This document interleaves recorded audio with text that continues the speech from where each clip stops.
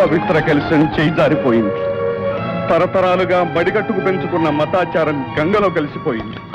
వంశ ప్రతిష్ట చట్టుబండలైంది. కుల గౌరవం కూలిపోయింది. గోత్ర గౌరవం బుగ్గిపాలైంది. నాకెందుకు విధించావు నాయనా ఈ శిక్ష? నీకు నేనేం అపకారం చేశానని? అది కాదండి. ఏది కాదు, చేసింది తాను. మా మర్యాద మట్టిపాలు చేయక వెళ్ళిపో. అంతేనంటారా? అంతే, అంతే, ముమ్మాటికి అంతే. సరే అయితే వెళ్తాను. కానీ ఇప్పుడు కాదు.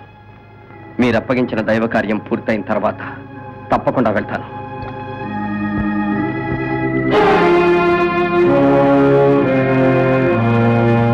వస్తాను.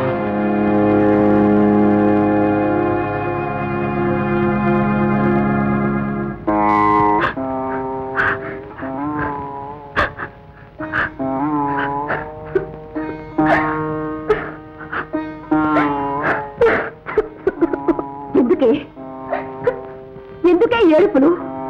అందరూ మెచ్చే మీ నాన్నకు మచ్చలేని వంశానికి నువ్వు తెచ్చిపెట్టిన కీర్తి ప్రతిష్టలు చాలేదే. ఇంకా అప్రతిష్ట పాలు చేద్దామనా ఈ ఏడుపులు పెడబోపులు?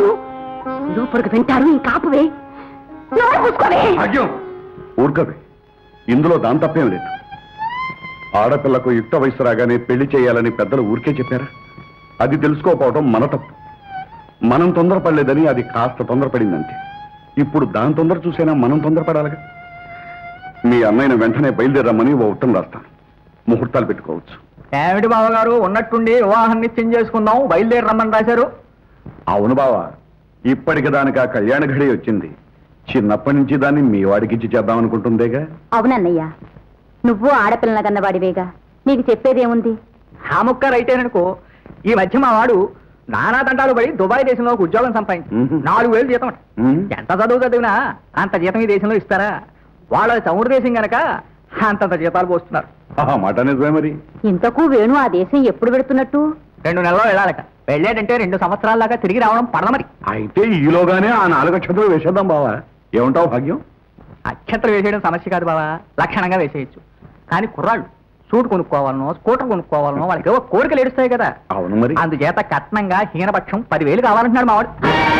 10,000? ఏమిటలా నోరు తెచ్చుకు చూస్తావు? నీకేమీ తెలియదు, నువ్వురుకో. ఏం మేనర్కు అయితే మాత్రం ఊనే వస్తాడేమిటి? పైగా విదేశాలు వెళ్తున్నాడు. రేట్ ఎక్కువ.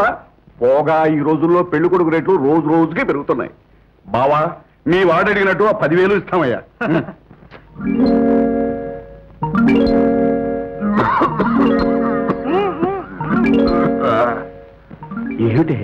ఏమిటండి మీ ధైర్యం? ఏం చూసుకుని 10,000 ఇస్తానన్నారు? కొంపలో 10 రూపాయలకి దిక్కులేదే. కొంపలో 10 రూపాయలు లేకపోగాక ఊళ్ళో 10 లక్షల పరపతుండే ఈ సాంబాయికి. ఇదిగో పిల్ల పిల్లని నూరు తెచ్చి అడగాలే గాని వినాయకరావు గారు కనకరావు గారు ఎవరు చేరే? నలుగురు 4 వైపులా నడుగట్టి శుభకార్యం కాస్తా వాళ్ళే జరిపిస్తారు. మన వల్ల కన్యాదానం చేసి పక్కన నిలబడమే. అది కాదండి. ఏది కాదు, నీకేమి తెలియదు. ఊరుకో. అసలు మీ ఆడవాళ్ళ పద్ధతి ఎంత? ముగ్గురు గొప్పతనాన్ని చస్తే ఒప్పుకోరు.